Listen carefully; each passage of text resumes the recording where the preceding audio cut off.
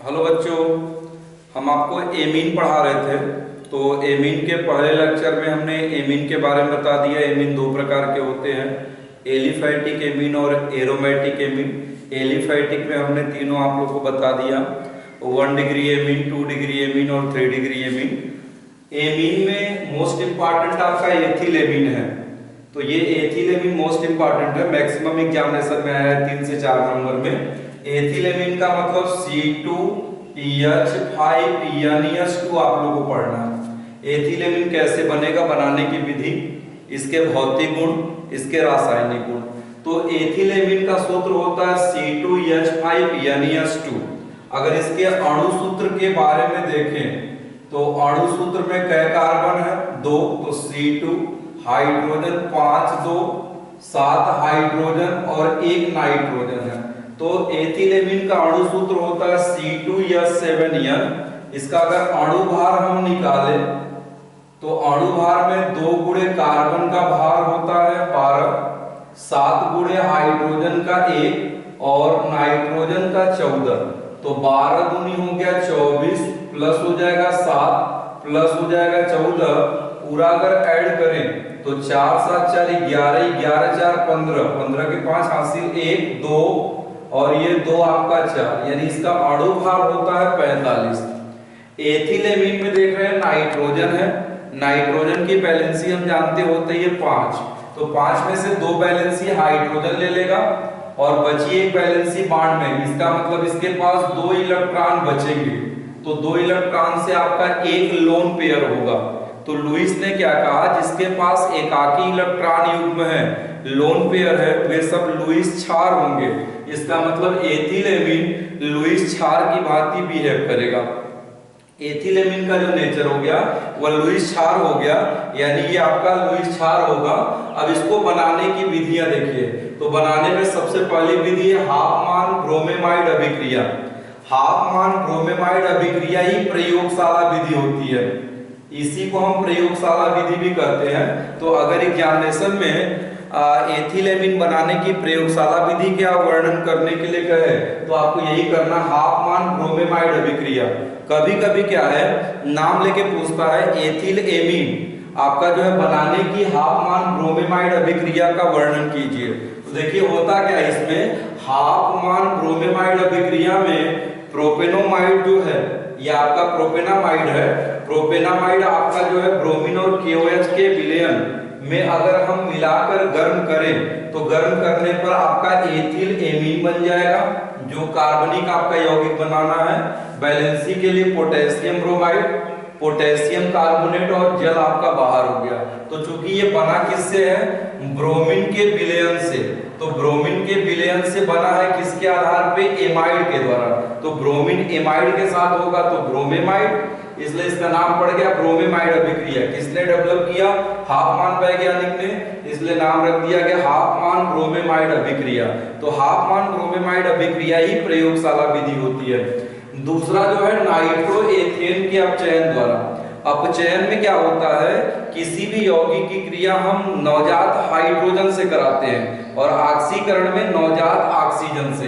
तो ये देखिए आपका नाइट्रोएथेन है C2H5NO2। अगर इसकी क्रिया हम नवजात हाइड्रोजन से टीन और HCl की उपस्थिति में करा दें तो क्रिया करने पर जल की मात्रा देखो बाहर हो गई और यौगिक बन गया C2H5NH2। इसी को हम कहते हैं एथिल एमीन। बनाने का तीसरा जो मेथड है वो आपका सिम्ट अभिक्रिया है। सिम्ट अभिक्रिया में देखिए होता क्या है, कार्बोक्सिलिक अम्ल को ले लें तो कार्बोक्सिलिक अम्ल में क्या है, C2H5 से कार्बोक्सिलिक समूह जुड़ा है। तो कार्बन हो गया 2 1 3, तो 3 के लिए क्या हो गया, प्रोपेनोइक एसिड। तो प्रोपेनोइक एसिड की क्रिया N3H, ध्यान दोगे NH3 अमोनिया है, ठीक है। और N3H जो होता है यह है हाइड्रोजोइक अम्ल, ध्यान देना है। NH3 अमोनिया है जो क्षार का काम करता है, जबकि N3H यह हाइड्रोजोइक अम्ल है। तो ये आपका प्रोपेनोइक एसिड की क्रिया हाइड्रोजोइक अम्ल के साथ सांद्र सल्फ्यूरिक अम्ल की उपस्थिति में कराएंगे। तो यहाँ से पोटेशियम कार्बोनेट बाहर हो गया और बैलेंसी कंप्लीट करने के लिए क्या बचा, C2H5 NH2, यही आपका है एथिल एमीन। तो एथिल एमीन बनाने का ये 3 मेथड है। पहला मेथड मोस्ट इंपॉर्टेंट है, नाम लेके पूछा जाता है कि प्रयोगशाला में आप एथिल एमीन कैसे बनाओगे। तो हाफमान ब्रोमेमाइड अभिक्रिया से जो एथिल एमीन बनेगा वही प्रयोगशाला विधि है। कभी कभी हाफमान ब्रोमेमाइड अभिक्रिया का नाम लेके पूछता है कि हाफमान ब्रोमेमाइड अभिक्रिया द्वारा एथिल एमीन का निर्माण कैसे करेंगे। अब इसके गुणधर्म में देखिए, गुणधर्म में 2 गुण होते हैं आपका, एक होता भौतिक गुण और एक होता रासायनिक गुण। तो जब भौतिक गुण के बारे में देखोगे तो इसका पहला भौतिक गुण है ये रंगहीन आपका जो हो गया गैस होता है। इसका क्वथनांक 17 अंश सेल्सियस होता है। ये रंगहीन गैस है, 17 अंश सेल्सियस इसका क्वथनांक होता है। और इसका विलयन जो होता है क्षारीय प्रवृत्ति का होता है। इसका विलयन जो होता है क्षारीय प्रवृत्ति का होगा। अगर इसकी जल से क्रिया करा दें तो एथिल हम क्या करें, एमीन की क्रिया जल से कराएंगे तो एथिल अमोनियम हाइड्रोक्साइड बनेगा। ये क्या बन गया, एथिल अमोनियम हाइड्रोक्साइड, जो जल में आयनित हो जाता है। देखो इसी को अगर जल में मिला दें या जल की पर्याप्त मात्रा होगी तो ये तुरंत आयनित हो जाएगा, मतलब आयन में टूट जाएगा। यहाँ देखिए ये आपका एक आयन और ये आपका दूसरा है।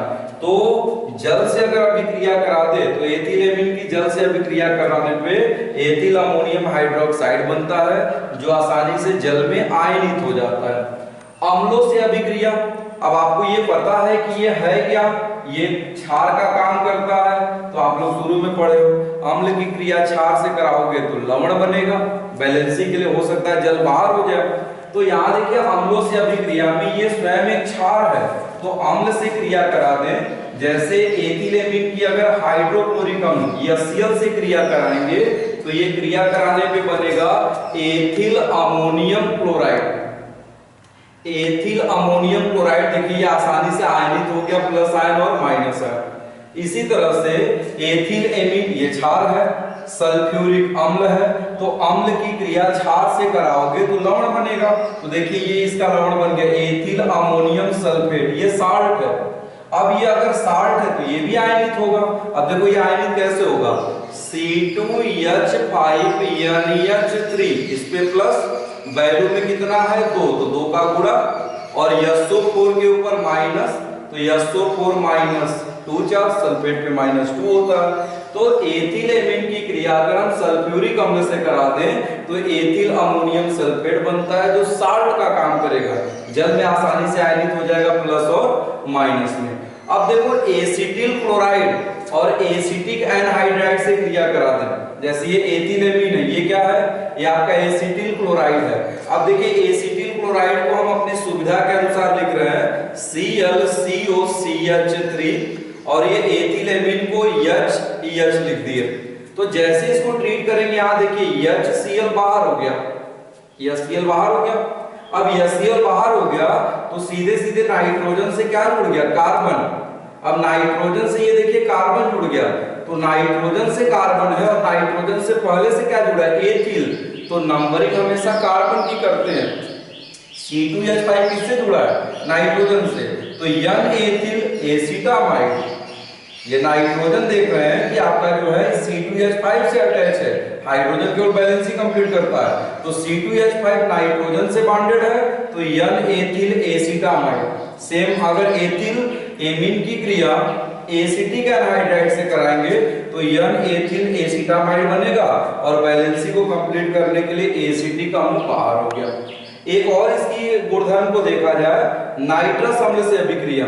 नाइट्रस अम्ल का मतलब HNO2 और नाइट्रिक अम्ल अलग होता है। नाइट्रिक अम्ल होता है HNO3।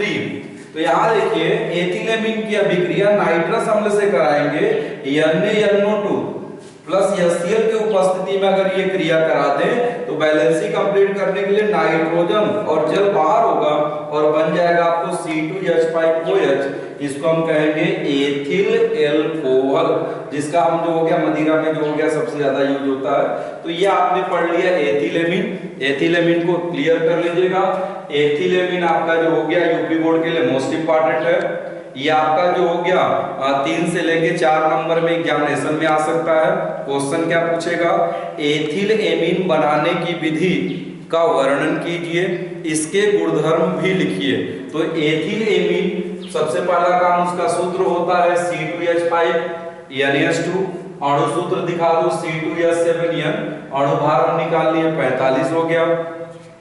बनाने की कई विधियां हैं। पहली विधि हाफमान ब्रोमीमाइड अभिक्रिया, नाम लेके पूछा जाता है, इसी को प्रयोगशाला विधि कहते हैं। दूसरी नाइट्रोएथेन का चयन और तीसरा सिम्ट अभिक्रिया, इसमें 2 आप तैयार कर सकते हो। इसके बाद गुणधर्म में भौतिक गुण, तो भौतिक गुण में क्या होता है, ये क्षारीय प्रवृत्ति का होता है। ये आपका रंगहीन गैसीय अवस्था में पाया जाता है। दूसरा चीज आपका जो हो गया इसका क्वथनांक 17 होता है, ठीक है। इसके बाद जो हो गया गुणधर्म में आपको जल से अभिक्रिया आप दिखा सकते हो, अम्लों से अभिक्रिया, तो चूंकि ये क्षार है तो अम्ल से क्रिया करके लवण और जल बनाएगा। इसी तरह से आपको एसिटिल क्लोराइड और एसिटिक एनहाइड्राइड से क्रिया कराओगे तो एसिटामाइड बनेगा, और नाइट्रस अम्ल से क्रिया करा दोगे तो एथिल एल्कोहल बन जाएगा। इसको आप लोग स्क्रीनशॉट ले लीजिए या नोट कर लीजिए। वीडियो को आप लोग अधिक से अधिक सब्सक्राइब कीजिए। वीडियो आप लोग सब्सक्राइब नहीं कर रहे हो, कमेंट में हमको जो है किसी प्रकार का कमेंट नहीं भेज रहे हो कि सर वीडियो क्लियर है कि नहीं क्लियर है, आगे क्या पढ़ना है, तो थोड़ा सा इन चीज को ध्यान दीजिए, जिससे हम लोग का भी पढ़ाने में इंटरेस्ट थोड़ा सा जो है बढ़े। तो सब्सक्राइब जरूर कर दीजिए आप लोग। जैसे चैनल को खोलते हैं सब्सक्राइब का बटन होता है उसको दबा दिया, नोट कर लीजिए इसको।